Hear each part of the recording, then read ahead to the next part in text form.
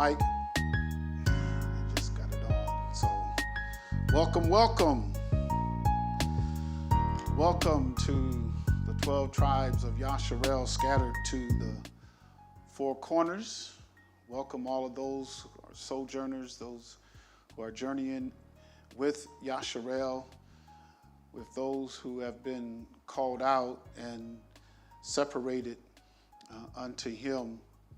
We welcome all of you tonight in this Torah teaching. We can continue our Torah teaching, and we pray that something will be said that will cause someone to wake up, someone to come out of darkness into this marvelous light. The Torah, it's the Torah that gives life. It's the Torah that gives knowledge and wisdom and understanding. It's the Torah that gave us the only begotten of Abba. It was the Torah. It says, Yahuchanan testified and said, the Torah was made flesh. So when somebody looks at Torah, they're looking at the teachings, the instructions, the actually word of Elohim, the word of the Most High, the oracles of the Most High, that which was given from the Shamaim and given unto man. Torah is much more than any of us can conceive in our finite minds, and we're just creatures. We are his creation. But Torah precedes creation. Torah will teach you how and show you how little you are and how awesome and how big Elohim is. Torah will give you, enlighten you of what our Abba, our Father, expects of us, what he wants us to appreciate him, to understand him, to maybe be one of those who are Baruch or blessed to understand some of the mysteries of Torah. Torah is something that should be taught regularly.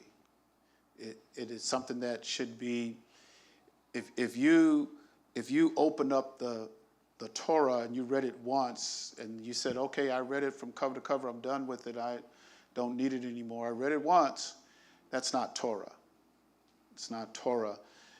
If you would look at your life, everybody who is alive, those who are in the house digitally, those who are in the house physically, if you were to look at yourself and look at your life, if you were to count your days, some of us are at the retirement age, so we've been around here for a few years.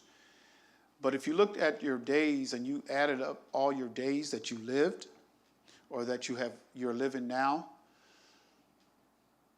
let's say that you had to relive those days. And there was a day that you had to keep reliving over and over. It was just repeated. You woke up in the morning, and this particular day, you had to live it over again. Then the next day, you lived it over again. Then the next day, and you went on like that for a certain amount of time. You would think, and you should, understand the intricacies of life. You really don't know an individual if you live with them 60 years. You might think you know that individual.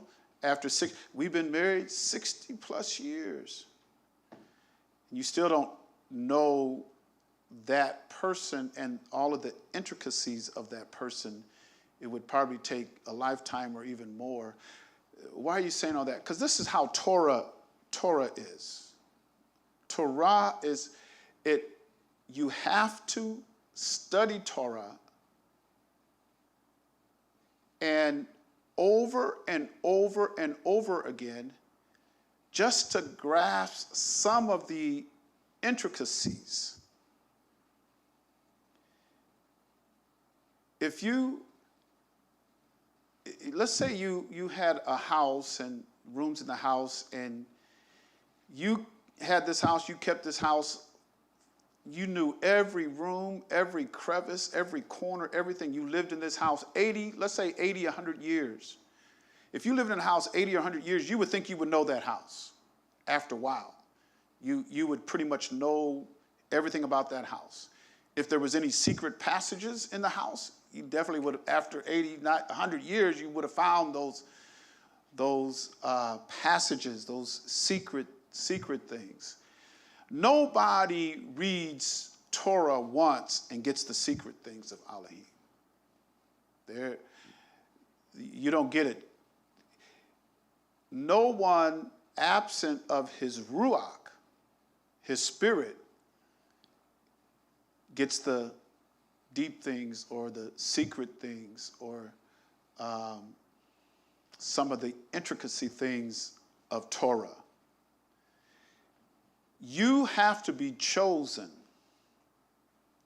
I want to say this. You have to be chosen to get some of the deep things of Elohim, some of the treasures of Elohim. People live their whole life and don't know Torah. Never experienced Torah. And people think they're living. I see it a lot of times. I go over my life, people I know, people I see today. And many people think that they're living, and you don't know Torah. You're not even living if you don't know Torah. You're passing through life. You're taking up oxygen. Many times, if Abba would wake you up, you would see how petty and how insignificant some things are, and how grandiose and how magnificent other things are. Torah, walking in Torah and having Torah as an instructor, Torah going through life, it opens up all the intricacies of life. You start to see life in a different manner, on a different plane, different perspective. When Torah starts dealing with you and starts resting in your mind, and you begin to meditate on Torah. No wonder King Daud says he meditated on his law.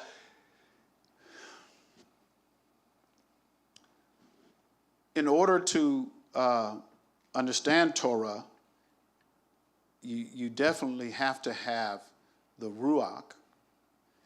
And another thing that you have to have is the teachings of Torah. There needs to be somebody in your life that can teach you this.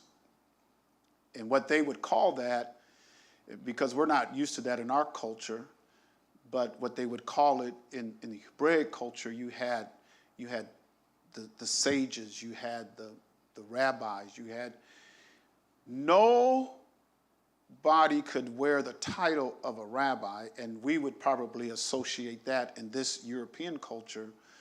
When it comes to religion, we would probably associate that with a bishop or a superintendent, maybe even a pastor. Yeah? And you would think you cannot even become a bishop or a pastor or a superintendent or anything like that, a teacher, unless you sat at the feet of a bishop, of a, there in the Hebrew culture, it's the rabbi. You had to be personally instructed by a rabbi in order to carry that title as a rabbi. In this European religion, a lot of times people, they get immersed in water and they get filled with the Ruach HaKodesh and they have a big testimony and boom, we're going to set them out to be a teacher, be a pastor and all this and that. And you miss almost everything in Torah. And the many things, and a lot of things that we miss is because we're blinded and we're blinded by religion. Religion has blinded us. The Roman religion has blinded us. We don't understand Torah because when Abba Yah set us apart, when somebody says, I am holy, and we say that in the English vernacular, I am holy. And what do you think? What do you think of being holy? Holy, to us, holy is, man, I used to smoke Newports. I don't smoke Newports no more. I must be holy. I used to drink a fifth of whiskey. I can't even stand whiskey anymore. I hate, I don't even drink whiskey. I must be holy. I used to stay up all night playing cards, hustling, at gunpoint, robbing folks, extortion. I don't do that anymore. I must be holy. And we don't, if you understand Torah, that's not what holiness is. Those are righteous living. That's righteous. It's good for us to be righteous. It's righteous of me to keep my lungs clean and pure and breathe the precious air of Torah. It's righteousness that prevents me from doing that. But that's not holy. In the Hebraic understanding, through Torah, holy means you've been set apart. So you got people who are set apart but not righteous. He set apart a whole nation. Deuteronomy 7 and verse number 6. He set apart a whole nation. Deuteronomy 7 and 6. For thou art a holy people unto Yahuwah thy Elohim. So let's look up this word holy. Let's look up that word holy. He's talking to a nation of people.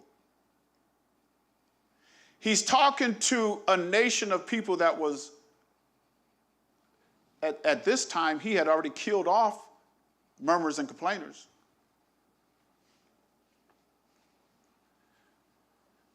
For thou art a holy people unto me. H69:18.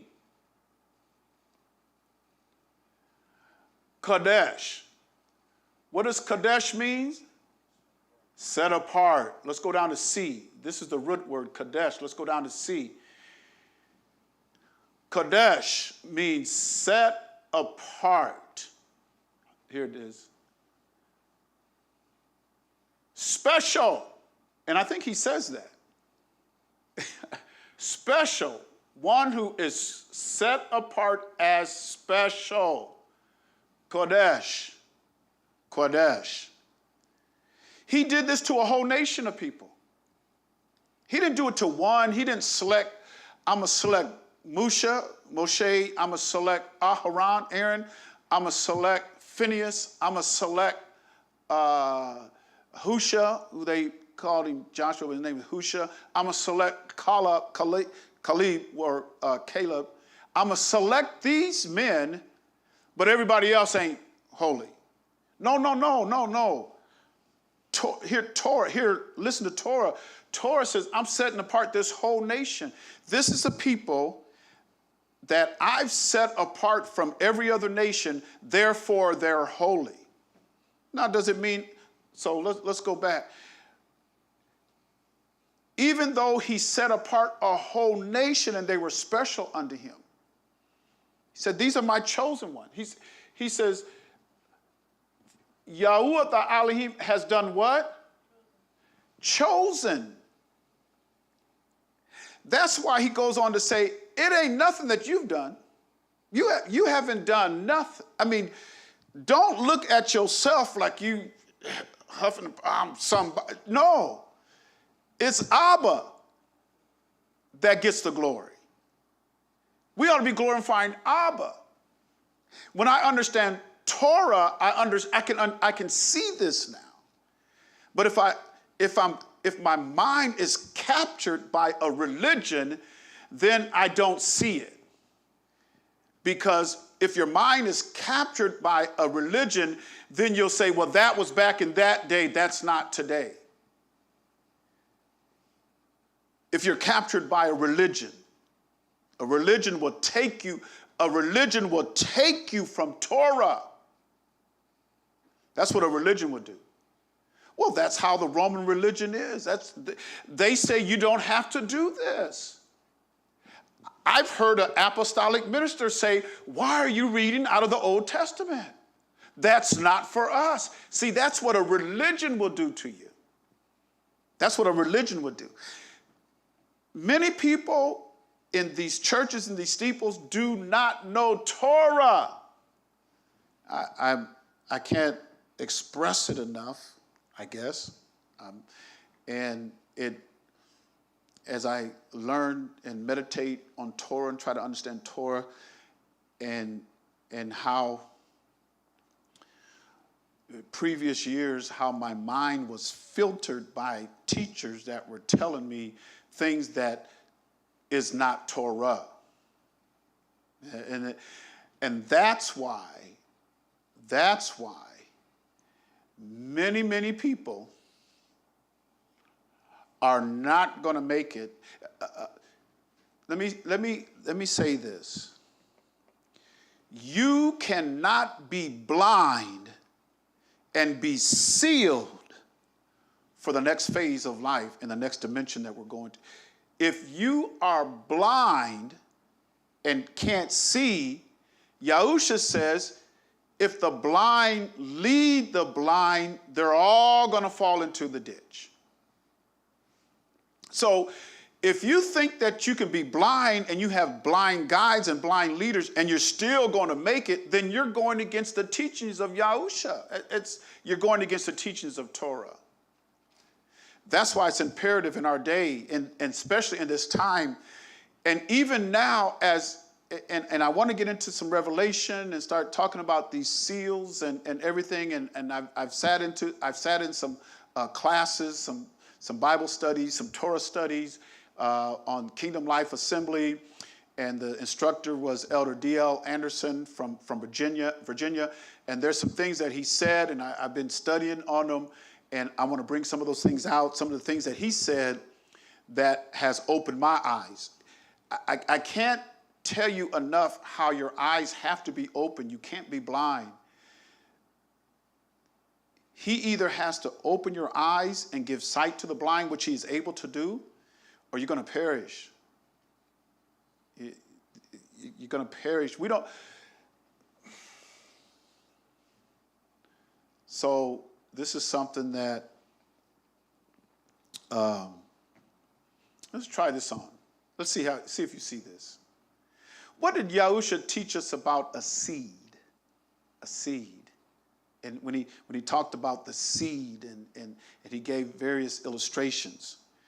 And even one illustration he gave with the seed, he said the seed has to go where? Into the ground, right? And then what does the seed have to do when it gets in the ground? It has to die. The seed has to die. And it has to die before it what? Before it sprouts. And what does it do? It gives life. The seed, which has life in itself, but before it could spring up to life, it has to die first.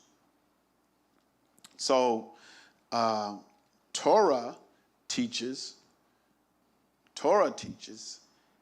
how this whole, the Torah teaches how the earth and the heavens, the Shamaim and the earth, is a seed. It's like a seed because there's so many different intricacies to Torah, so many different chambers, and there's mysteries, there's secrets, there's things in Torah, but he gives light and glimpse to certain things. If you have a heart to receive and a mind to, if you have a heart to receive it, There's things that it'll teach you and feed you.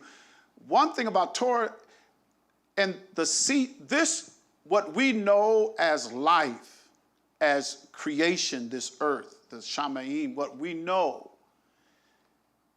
it has to die before it can produce the type of life that he wants. A seed has to go into the ground, has to die before it brings up life. He gives the illustration of his only begotten son, right? Being the seed, has to go in the ground, had to die, and springs up out of the earth, and it becomes life to even to us now. There is going to be a new heaven and new earth, but this one has to die first. And then from this seed that is here and its death, then it's going to spring up unto life. And there's going to be new heaven and new earth. Everything. With Torah, there's a lot of things that has to be repeated. There's things that happens in cycles, and it's repeated. And so when we talk about a new heaven and new earth, that doesn't come until this one dies. This one has to die. And it even Kiefer gave an illustration when he talks about how the heavens will be on fire, and the heavens gonna scroll like a great scroll, and then after that he says, but there's going to be a new heaven and a new earth. And so this one now, this has to die in order for it to produce what is coming, the new heaven and new earth. He gives us a lot of illustrations, even with our repentance, which is a form of death. It's a death. There's a death that occurs before life springs up. And then after that, we have life. There's so many small illustrations and small things in Torah that repeats that. If you can understand Torah, you see life in a different fashion, a different view. One thing that blinds Torah, like I said before, is religion. Religion will blind. We don't have understanding of basic concepts in Torah because of religion. Just basic concepts of Torah. If my claim to fame or claim to salvation is, man, I used to love smoking Newports, I don't smoke them anymore. What about everybody who's never smoked Newports? There's people out there who've never smoked a smoke, never drank a drink, never done it. You got some men and women, they're still virgins. They've never they live a good portion of their life. They're virgins. If my claim to salvation is that's what it is, then you're blinded by religion and you can't see Torah. Can't see Torah.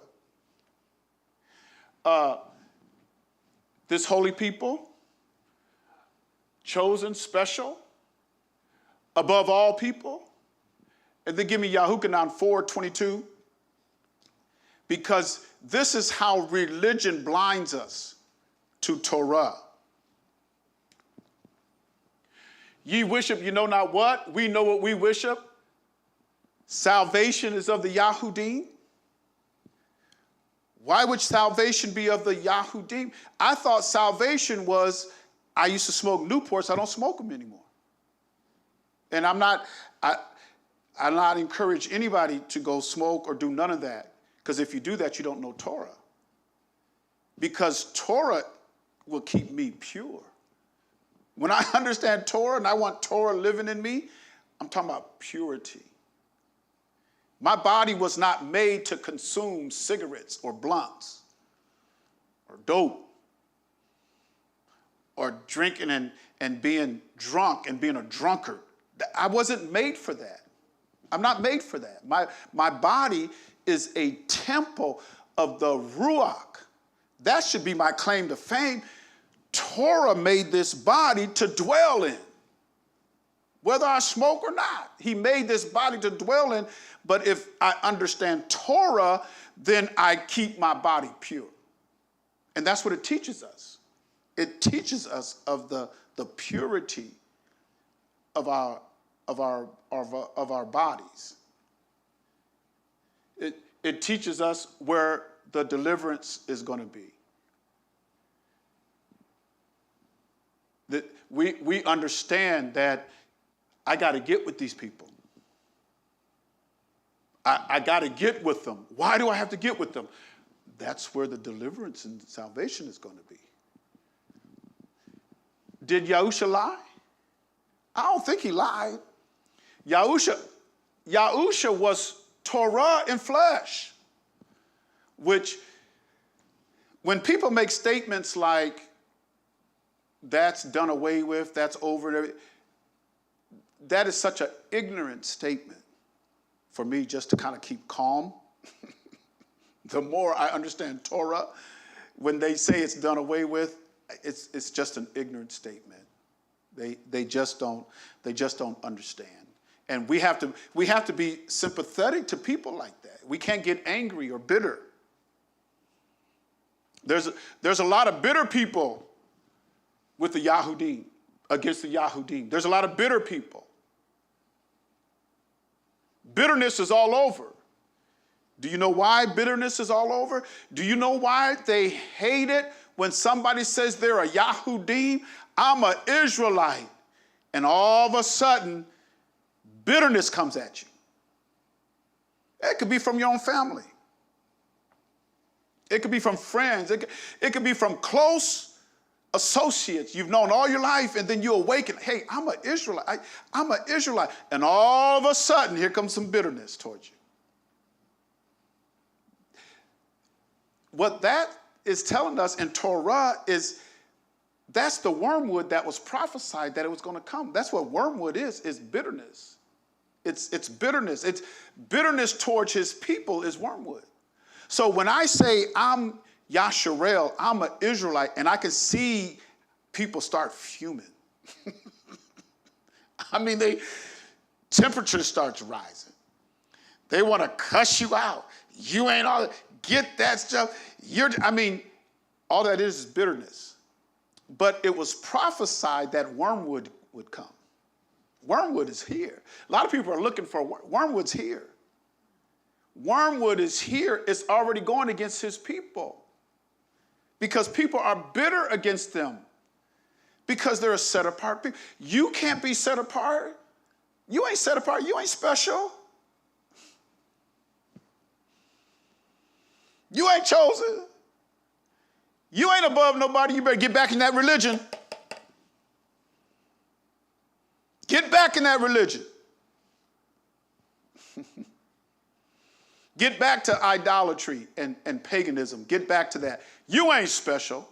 See, that's wormwood. That's wormwood. When anybody comes up against you like that, and they have that bitterness in their heart, they're drinking of the fountain of wormwood. And they show it. Just tell them who you are. Tell them who you are. And you're going to see wormwood because it was prophesied. Torah. So let's go to Matthew 13, Matif 13, and verse number 10, 11, 12. Let's start with 10, I think. Let me see where it's at. It's in here.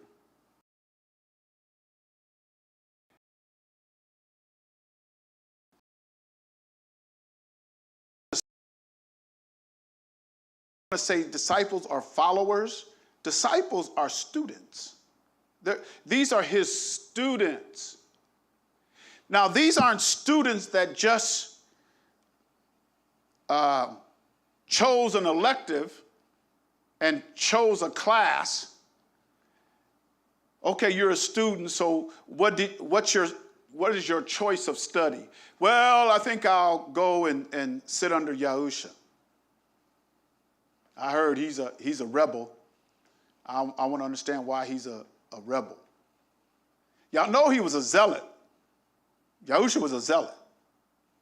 That's what got him killed. He was a zealot. He was a rebel.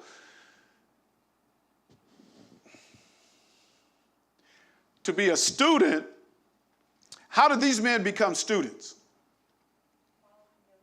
They followed Yahusha, but how did they become a student? How did they start following him? Chosen.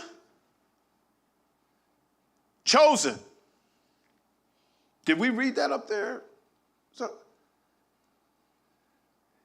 And is it not written in our Torah, in our instruction, even in the Yahukanan, where it says, "You have not chosen me, but I chose you"? Isn't that what he said? He said, "You haven't chose me, I chose you." Many people ain't choosing Yahusha. Many people are not students or disciples of Yahusha because they're blinded by a religion. Listen to what he says. And the disciples came and said unto him, "Why speakest thou unto them in parables?" Why speakest thou unto them in parables? Let's listen to his answer. He answered and said unto them, "Because it is given unto you to know" what? "Mysteries of the kingdom of Shamaim. But to them it is not" what? Because everybody's not chosen. Everybody's not a disciple. Everybody's not a student.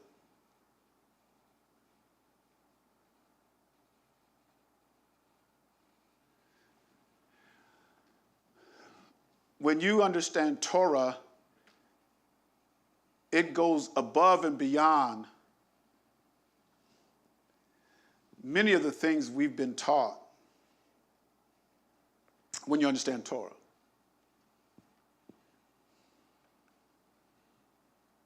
When it comes to Torah, there not supposed to be any graven image, any kind of imagery that represents a deity or an image that represents some kind of faith towards Abba, Yahuwah.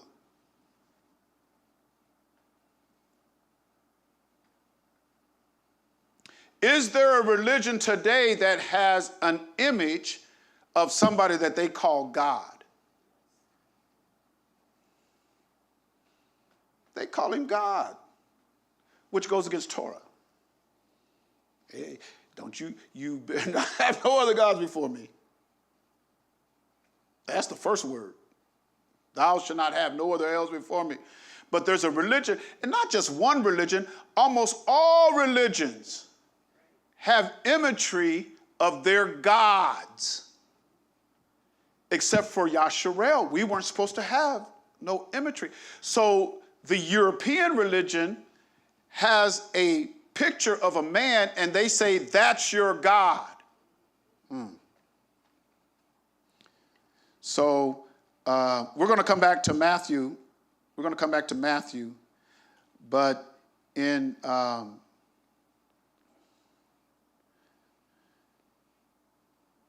let's go to Deuteronomy chapter 4.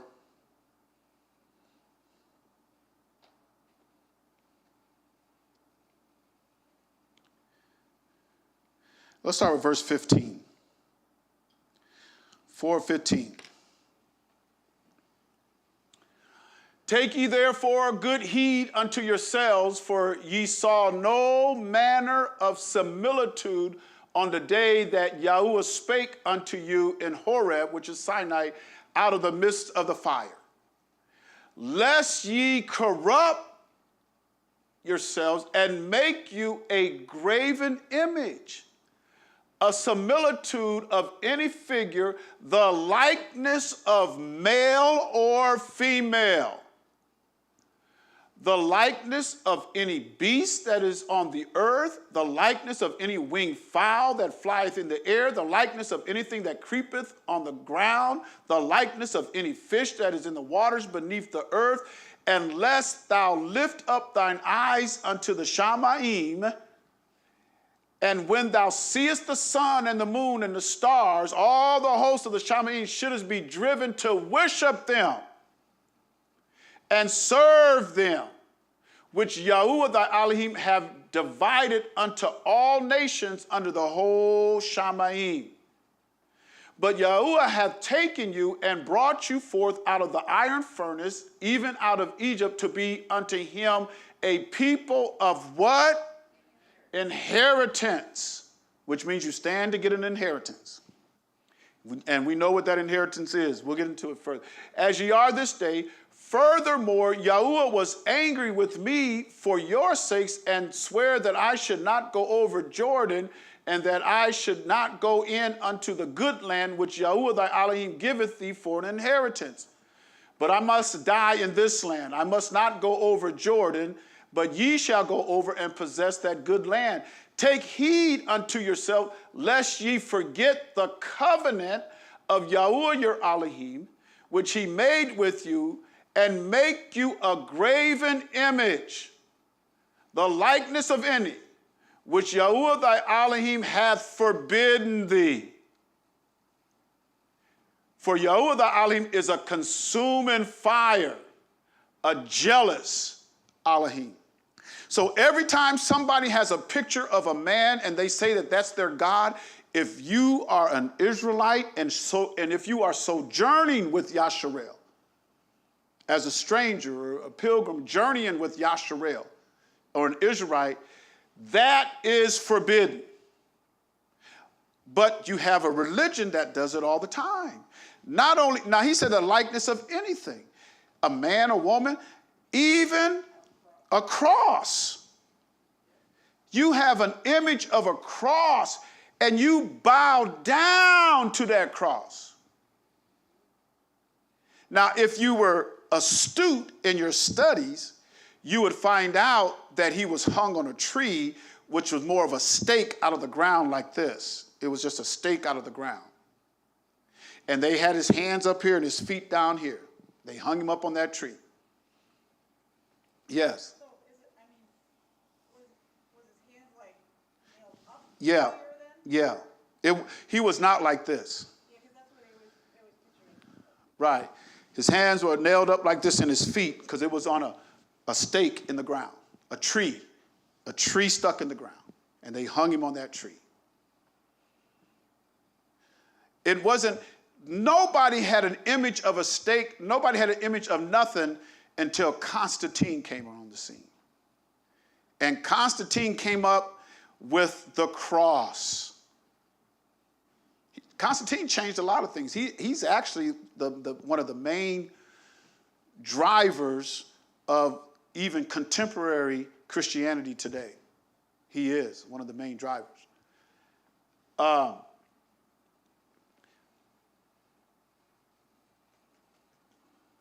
So let's go back to Matthew. Where was that? Matthew 13:10 or 13:11. Matthew 13:10, 13:11. And he answered and said unto them, because it is given unto you to know the mysteries of the kingdom of Shamaim, but to them it is not given. For whosoever hath, to him shall be given, and he shall have more abundance. But whosoever hath not, from him shall be taken away, even that he hath. Therefore speak I to them in parables, because they seeing what? See not, and hearing they hear not, neither do they understand. They can't see, they can't hear, and they can't understand. The only ones who understood the mysteries were those that he selected, those that he chose. Because he told the disciples, I didn't give it to, I gave it to you to understand the mysteries. Many of us don't understand Torah. That's why we think, Christianity has 2.4 billion folks, man. That's a lot of people. We don't understand Torah.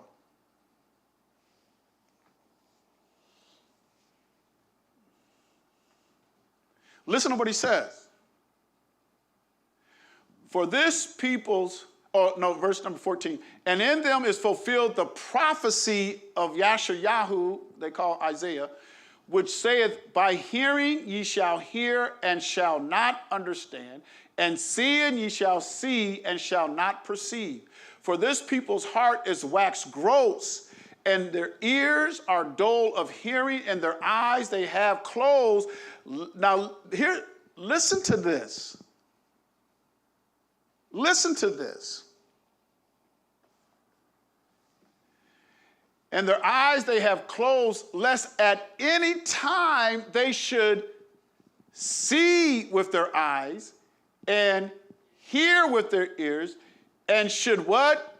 Understand with their heart, and should be converted, and I shall what? I'm going to heal them. So when you understand Torah, there's going to be a lot of people that's not going to make it. Unless what Yahusha is saying here is not true.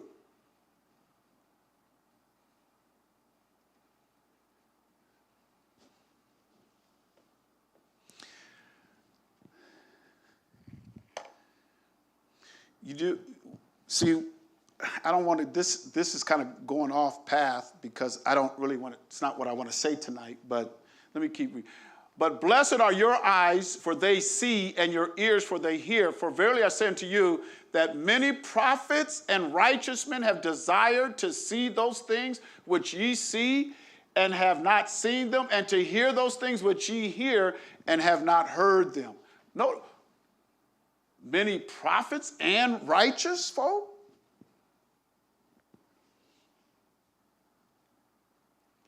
Because he has selected ones that he has shown the mysteries of this. And there's some that he has opened their eyes and opened their understanding. He's given them a heart to perceive. There's things that I say that many people's heart just doesn't want to receive it. They don't want to receive it. This prophecy has to be fulfilled. They have eyes but they can't see, ears they can't hear, a heart they can't perceive, because if they could, then I would have to convert them and heal them. So for me, this is my testimony. For me, I must hear Torah. I must have an ear to hear Torah. I must have an eye to see. I know I've been chosen, but these people were chosen too. He said, this whole nation I set apart. I set apart this whole nation. But out of the whole nation, all those people, the disciples says, why are you speaking to them in parable? Because it's been given unto you to know the mysteries. To them it has not been given.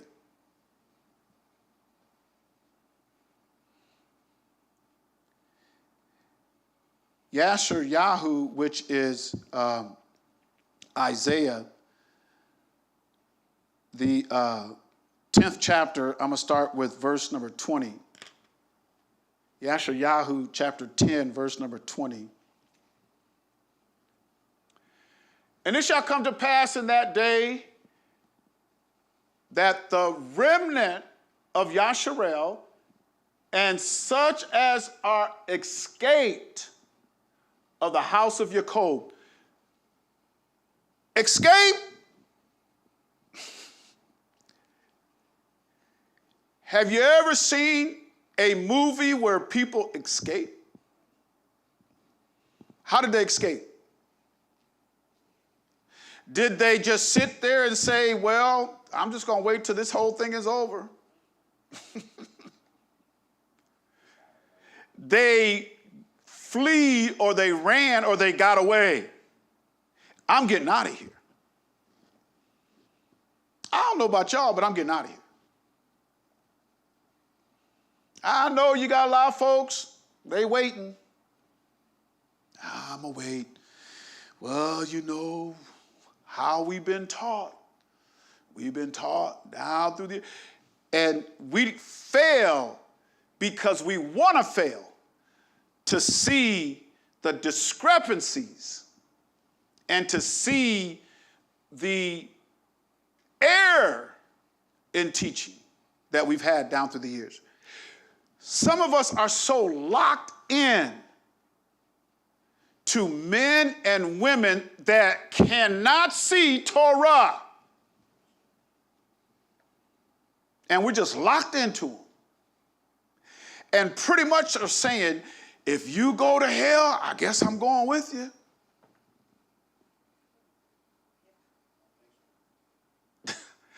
I mean, did not our Messiah tell us if the blind lead the blind, they all gonna fall in the ditch? That's not my words. But we have, and I think we should respect our parents, our fathers and mothers. We should respect them and honor them because I believe in the commandments. You honor your father and your mother. I believe we should respect our elders, those who have taught us. And just like I said at the top of this, you can't even be called a rabbi unless you sat under a rabbi. You can't even be called a teacher unless you sat under a teacher. And Shaul said that he sat at the feet of Gamaliel.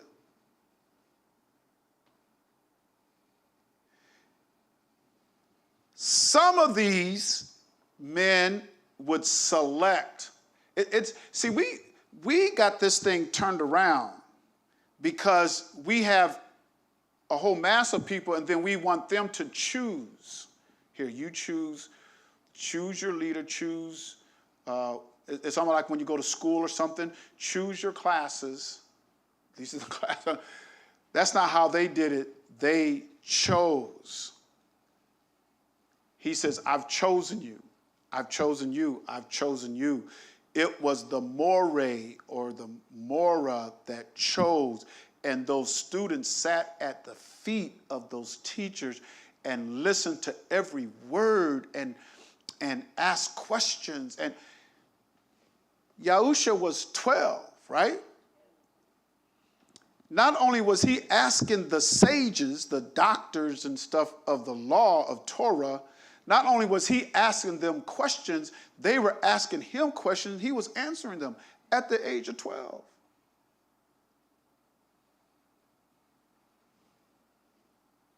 We have young children around here.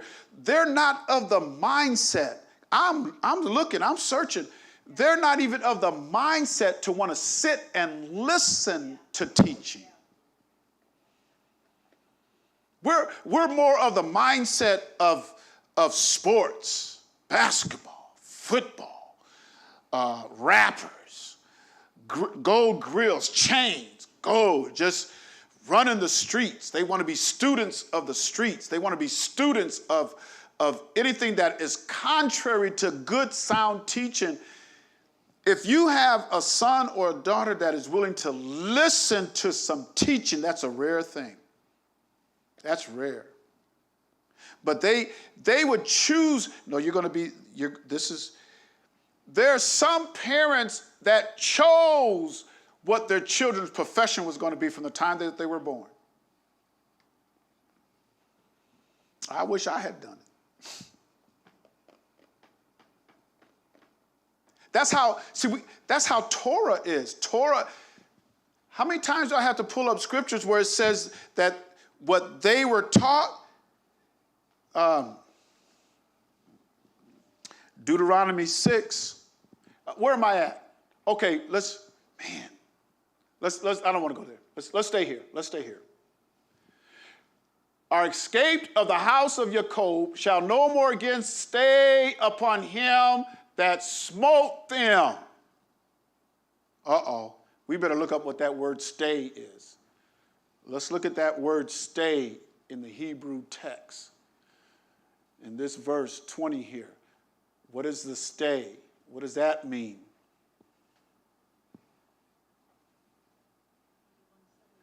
H 8172. The root word here is lean upon a staff. V, let's see how it's used in that context. Here's V right here. It says lean, to lean on something for rest or support. Get that? That's what stay means. So it's to lean on something for rest or support. That's what stay means. Okay, let's go back to the scripture.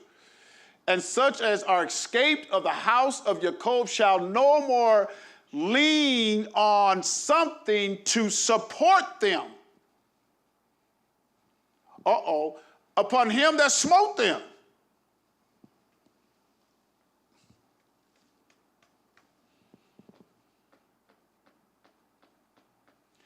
Not to lean, to get support of something or someone.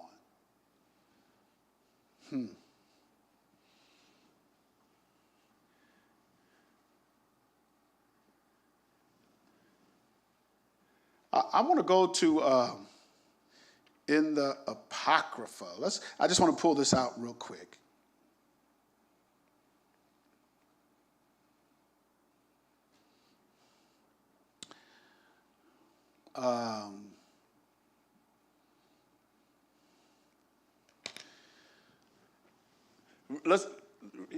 Do you see this? They shall no more again stay upon him that smote them, which means the ones who escape will not be leaning on to get support of rest from those who smote them. And we have some wisdom in Syriac, which is in the Apocrypha, Syriac 12 and 10. So if we can go to the Apocrypha, Syriac. No, you're in it. You're in it right here. Yeah, you're already in it. So I would let's go here to where it says, yeah, there you go. Syriac, which is right there before Isaiah. Syriac 12 and 10.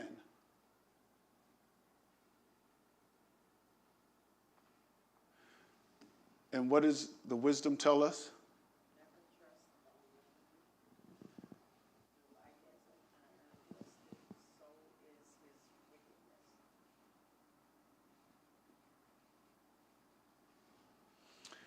Never trust thine enemy. Because he says they're not going to stay on the ones who smote them, right? Isn't that what Isaiah said? Nah, you ain't going to stay on it. Never trust thine enemy. For like as iron rusteth, so is his wickedness. Though he humble himself and go crouching, yet take good heed and what? Beware of him. I can't trust my enemies. I don't know about y'all. I can't trust my enemies. Let's go back to Isaiah and finish up there because I want to finish up this class for today. Isaiah 10 and where were we at? 21 was it?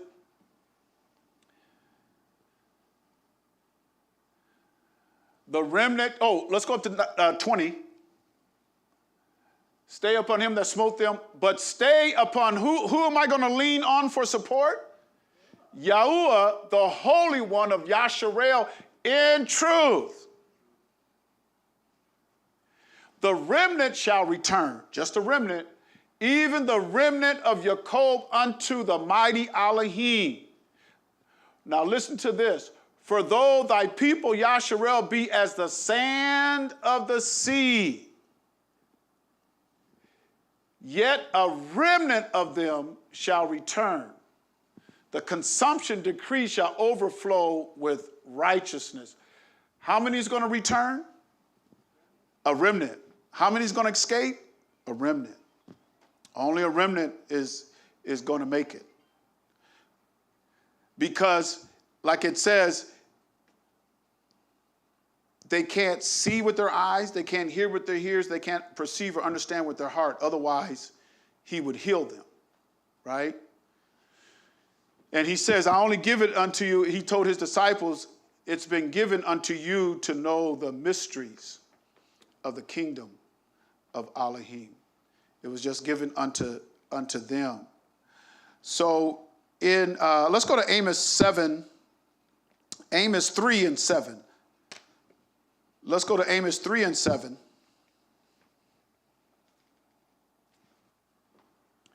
Surely the sovereign Yahuwah will do nothing, but he revealeth his secret unto his servants, the prophets. Everybody doesn't get it. I'm not giving it to everybody. I have not chosen everybody. Even in Yasharel, he chose the disciples. And I'm going to give it unto you. Not giving it unto everybody else. That's why everybody doesn't know Torah.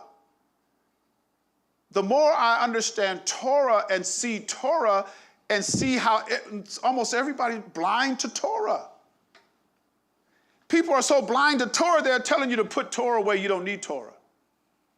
When somebody says that lets him, he's blind.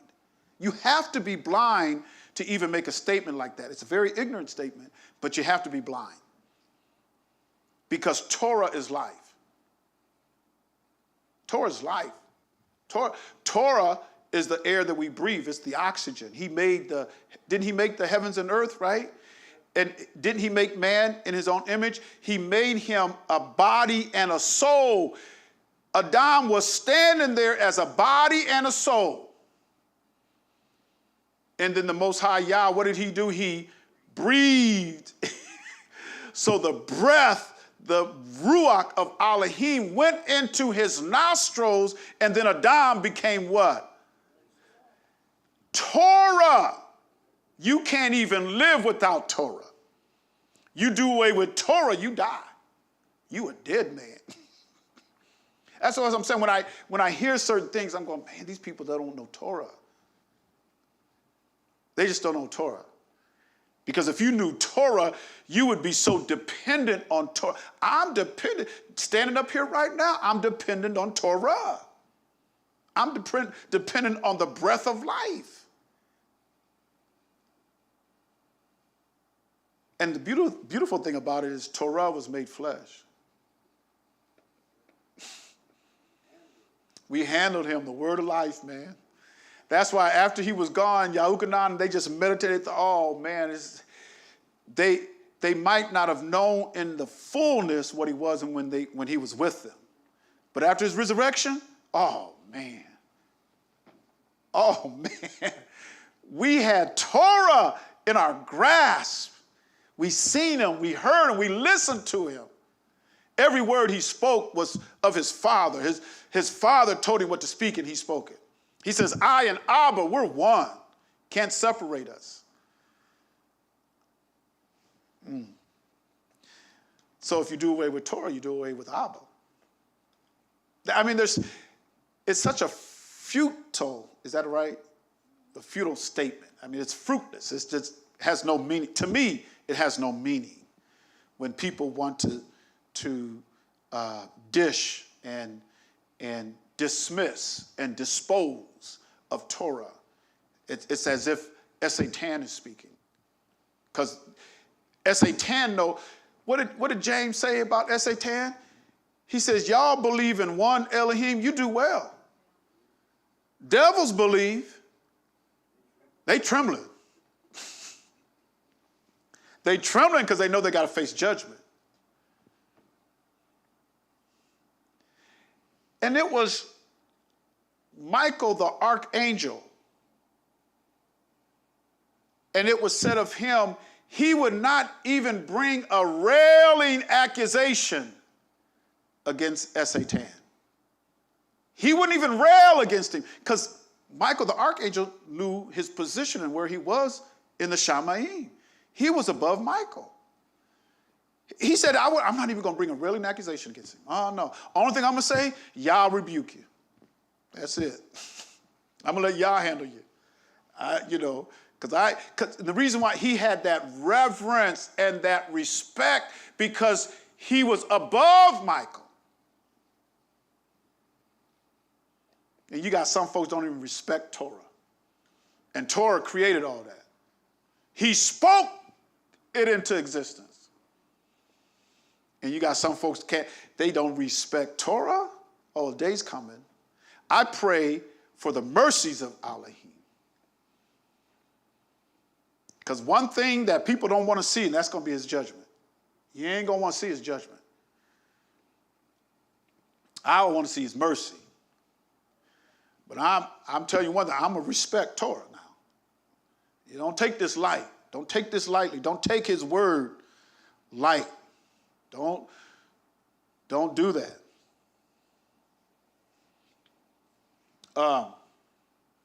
So he don't do nothing, but he shows his secret unto his servants, the prophets. Now, in Revelation, it talks about the seven seals. And the seven seals is dealing with the revealing. It's when opens up a seal, that means he's opening up. It's kind of like, it's a revelation of what's happening in time, in the step of time.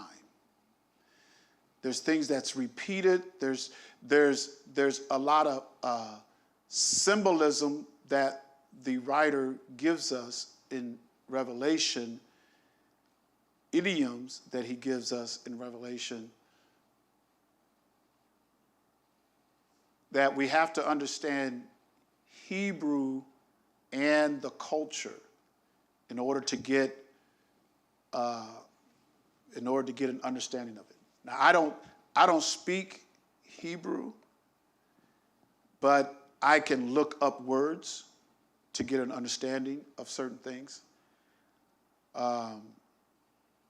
But in Revelation, he gives us 7 seals, and Yahuchanan, when the lamb or the lion had the book of 7 seals, and they were looking for somebody to open the book, and nobody was worthy to open the book. And he told him, "No, don't worry.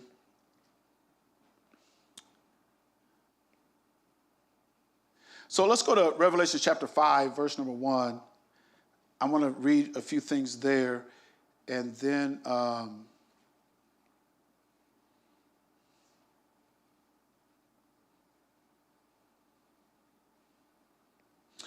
5:1.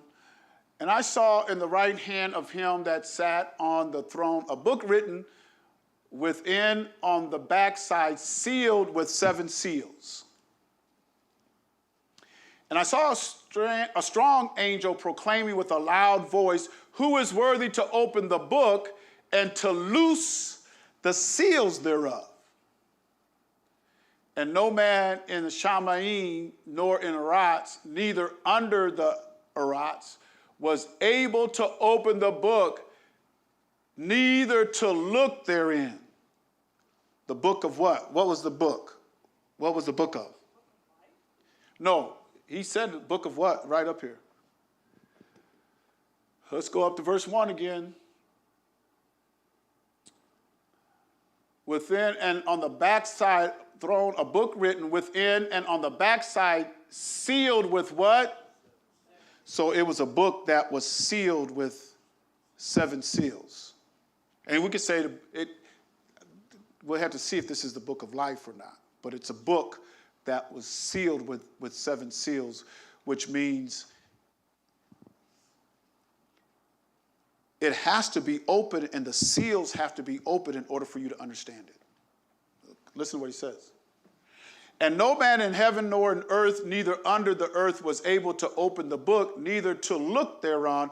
And I wept much, because no man was found worthy to open and to read the book, neither to look thereon. And one of the elders said unto me, and there was 24 elders, "Weep not. Behold, the Lion of the tribe of Yehudah, the root of Daud, hath prevailed to open the book and to loose the 7 seals." On down. loose the seven seals thereof. And I beheld, and lo, in the midst of the throne and of the four beasts, and in the midst of the elders stood a lamb, as it had been slain, having 7 horns and 7 eyes, which are the 7 ruachs of Elohim, sent forth into all the earth. So you'll get the 7 spirits of ruach, or the 7 spirits of ruach of Elohim in Isaiah 11 and 1 and 2. It gives you those 7 spirits. Well, for the sake of time. And when he had taken the book, and he came and took the book out of the right hand of him that sat upon the throne, and when he had taken the book, the 4 beasts and 24 elders fell down before the Lamb, having every one of them harps and golden vials full of colors, which are the prayers of the saints. So our prayers are going up into the Shamayim. And it's like a sweet-smelling savor. So if you ain't got no prayers,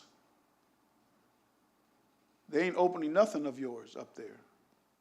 In fact, if you are a saint, you do pray. How important is prayer? Prayer is vital, because Yahusha said men ought to always pray and not. So if you're not praying, that means you've what? You fainted. You got a lot of folks fainted out there. We used to play sports in the summertime, and it'd be hot out there, and it gets so hot we get heat strokes and folks faint and everything. Have to try to revive them. So when we see folks that have fainted, then we should try to revive them and help. Yes. 11 and 1. Let's see. We're going to come back here. 5 and 8. Revelation 5 and 8. Let's look at Yashayahu 11 and 1. Isaiah 11 and 1. Yashayahu 11 and 1. And there shall come forth a rod out of the stem of Jesse, a branch shall grow out of his roots, and the ruach of Yahuwah shall rest upon him. So that's 1 right there. The ruach of wisdom, that's 2. And understanding, that's 3. The ruach of counsel, that's 4. And the ruach of might, that's 5.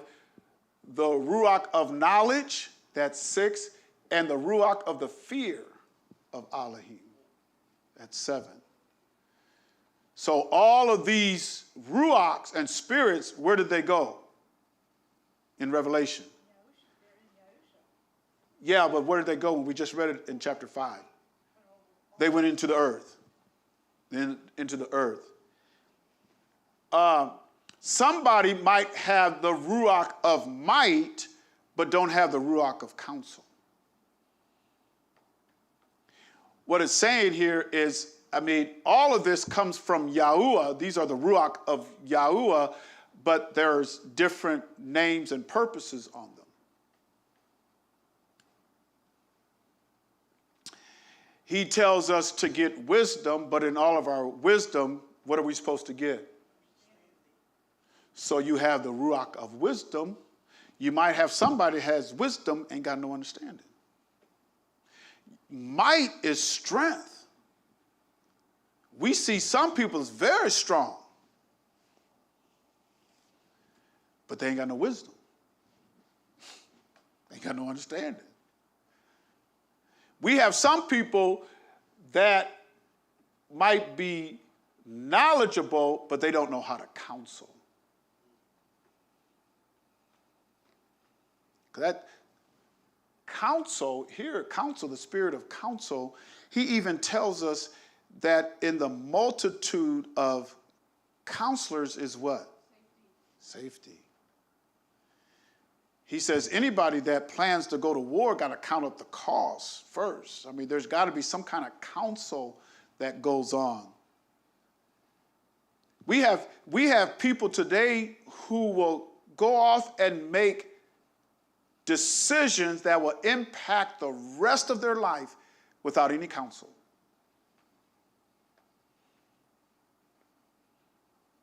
Any major step that you take in life, and I had to learn, believe me, I had to learn. If you're going to make a major step in life, you better get some counsel. I'm going to get into, I just need some counseling on this matter. Because see, somebody who counsels you is not judging you. That's where a lot of us get it mixed up. The reason why we don't go and seek counsel, because we think we're going to get judged. If you understand what counsel is not judging you. Counsel is giving you the information you need to make the right decision. I want to counsel. And really, if you have to tell somebody, hey, look, I want to counsel you on this matter, most likely you're going to be rejected because that individual should be seeking counsel. That's when they'll appreciate it, when you speak to them. Because, hey, I'm seeking counsel from you. But sometimes we got it mixed up. I don't want to go to him. Why? Because he might judge or he might do that. No, you're seeking counsel. And the person who's giving counsel should understand, I'm not here to judge you. I'm just here to give you knowledge, some wisdom, and some understanding so you know how to make the right.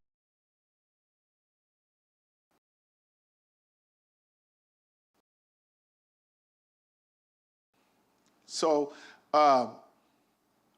those are the spirits of Elohim that went into the earth. One thing that we don't get from Torah, which we should see in Torah, is that Yahuwah Elohim, there's levels, there's stories. He even says there's stories in the Shamayim. There's different levels. There's a hierarchy with him. He chose 12 men, right? One of them now was what? The devil. One of them had to be. Why did one of them have to be? Because Elohim made good and evil. Evil in this world balances it. He even tells us in Ecclesiastes, King Shalom said, be not overly. Y'all remember what he says? Be not overly righteous. You can be out of balance when it comes to being righteous, to where you're just out of balance. You have to understand that, and usually people who are overly righteous or righteous over much, then they tend to think that they're better. They think they're better than everybody else because I got so much righteousness and you ain't got none. So they think that they're so much better. So he says, don't be over righteous now. Because we all have to look at ourselves and see, man, I got some faults. The only reason why I'm standing is because of Yah. That's the only reason why I'm standing. I know myself, if he took his mercy from me, I would have been gone a long time ago. I'm only here because of the mercies. And through his grace, I can get eternal life. Revelation, where was that? 5 and... Revelation 5, where were we at? 8 or 7? Revelation 5 or 7. And he came and took the book out of the right hand of him that sat upon the throne. And when he had taken the book, the 4 beasts and 24 elders fell down before the Lamb, having every one of them harps and golden vials full of odors, which are the prayers of the saints. And they sung a new song, saying, Thou art worthy to take the book and to open the seals thereof, for thou wast slain and hast redeemed us to Elohim by thy blood out of every kindred, tongue, people, and nation, and has made us unto Elohim kings and priests, and we're going to reign in the Shamayim. And I beheld and I heard the voice of many. Is that right? The Arats. You ain't reigning in heaven. You're going to reign in the Arats. these are the ones that's been redeemed by his blood. They get to reign as kings and priests on the earth. And I beheld, and I heard the voice of many angels round about the throne, and the beast and the elders, and the number of them was 10,000 times 10,000 and thousands of thousands, saying with a loud voice, worthy is the Lamb that was slain to receive power and riches and wisdom and strength and honor and glory and blessing. And every creature which is in heaven and on the earth and under the earth, and such as are in the sea, and all that are therein, them heard I saying, blessing and honor and glory and power unto him that sitteth upon the throne and unto the Lamb forever and ever. And the four beasts said, Amen. And the 24 elders fell down and worshiped him that liveth forever and ever. So these seals that were on the book, and we're going to get into the seals, because the seals is a revelation. He'll peel the seal back to give you a revelation. And after he peels back the seals, because the first seal, what came out of Shamayim when he peeled back that first seal? Anybody know? Because it's in the next chapter. He came out on a white horse, because the first four seals, you had the white horse, the red horse, the black horse, the pale horse. So you have those seals, those revealings, and it talks about that. But I want to go to Revelations 10 and verse number 7, because this is what it's going to take to understand those seals. Now this here, there were 7 seals. That 7th seal had 7 angels with a trumpet. It's in the 7th seal where you have the 7 trumpets. And at the end, but in the days of the voice of the 7th angel, which had the 7th trumpet, in the 7th seal, when he shall begin to sound, the mystery of Elohim should be finished, as he hath declared to his servants, the prophets. As he declared to his servants, the prophets. In that 7th trumpet, in the 7th seal, is when the prophets will be declaring the mystery of Yahuwah, because this is showing at the finished. It's happening at the finish. So who is going to have the mystery of Elohim? Who's going to have it? His prophets. Remember, let's go back to Amos 7 and 9. Remember we read that? In Amos 7 and 9? What does it say?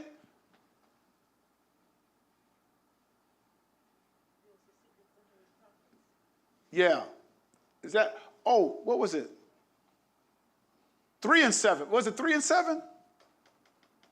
Maybe it was Amos 3 and 7. I'm sorry, media team. Surely the sovereign Yahuwah will do nothing, but he revealeth his secret unto his servants, the prophets. So why are we going to Rome and to Greece and everybody else to get the mysteries of Elohim, especially in the end time? When I know we're in the end time, I know who's going to reveal the secrets of Elohim, because he didn't give it to everybody.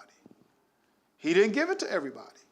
He gave it unto his servants, the prophets. So in order for us to understand what's happening in this last day, as the 7th trumpet is about to sound, then we have to go where to get it? We have to go to the prophets. We have to go to the prophets. Oh, but we did away with all of it. Yeah, if you did away with the prophets, you in trouble. you're in trouble. So in Matthew 5:17, and let's end there.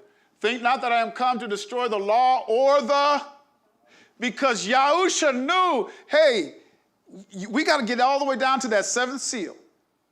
And then the seventh trumpet. And then we're going to see the finish of all of this through his prophets. I am not come to destroy, but to fulfill. For verily I say unto you, till heaven and earth pass, one jot or one tittle shall in no wise pass from the law till all be fulfilled. And at the Mount of Transfiguration, who did he see? He's seen the law and the prophets. The Mount of Transfiguration. Moses represented the law.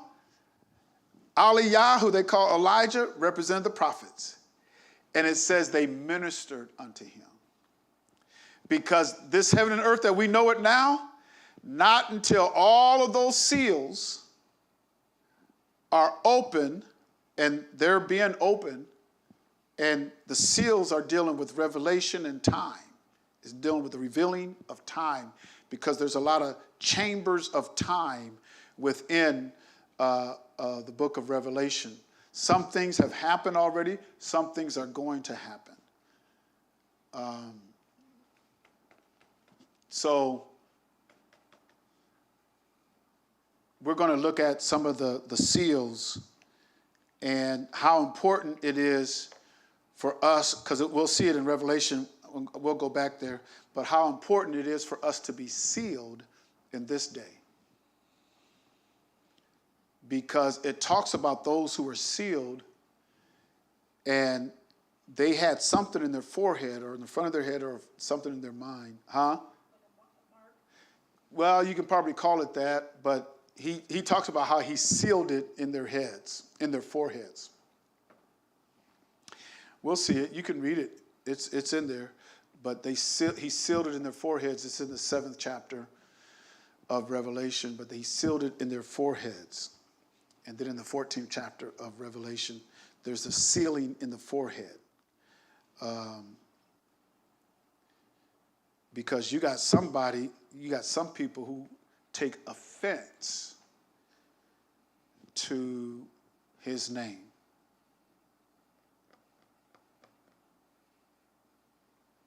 You'd be surprised. I mean, some people start tuning in and listening to me, but if I don't say the right name or the name that they feel is, turn him off.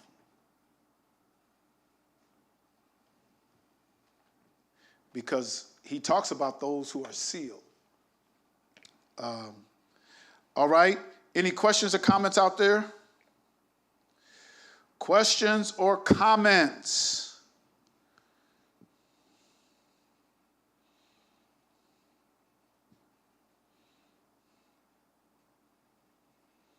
Questions or comments?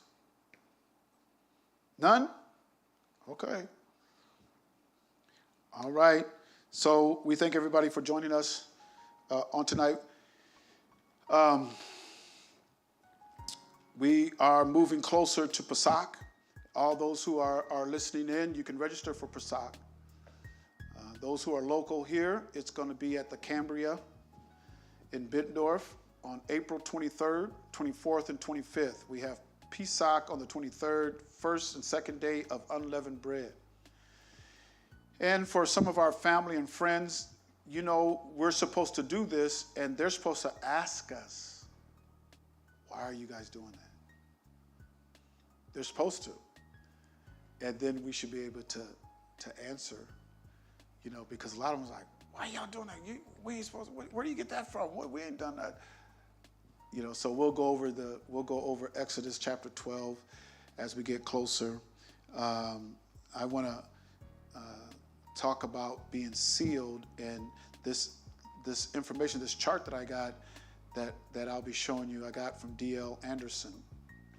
And he has a lot of things on this chart that lets you know if you have these things, or if you're working these things, or if this is a part of your life, or this is a part of the fruit that you're bearing on your tree, then you're not sealed. And so we're going to look at those things, how we have to be sealed so that we're ready to escape and get out of here, because the mystery and the prophets, he's given it unto the prophets. They said Babylon's going to be destroyed. Babylon's going to be destroyed. Mystery Babylon's going to be destroyed in Revelation 17. It's going to be destroyed. And we read in Isaiah where it says, though Yasharel are as the sand by the seashore, a remnant is going to return. A remnant's going to escape, a remnant's going to return.